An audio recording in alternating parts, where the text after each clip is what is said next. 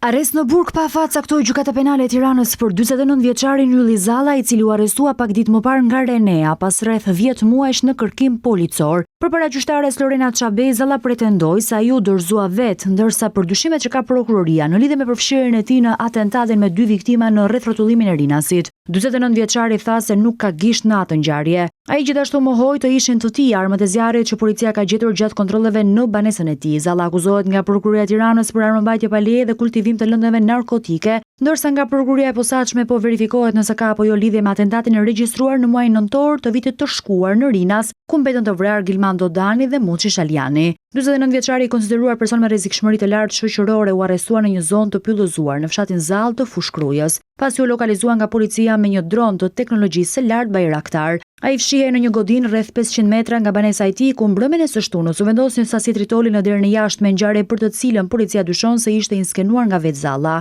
49 vjeçari ka shpëtuar disa operacioneve policore, ndërsa në 3 raste në banesën e tij janë ushtruar kontrolle ku janë gjetur arsenal armësh, lëndë plasëse, municione, uniforma policie, lëndë narkotike, detektor frekuencash e të tjerë.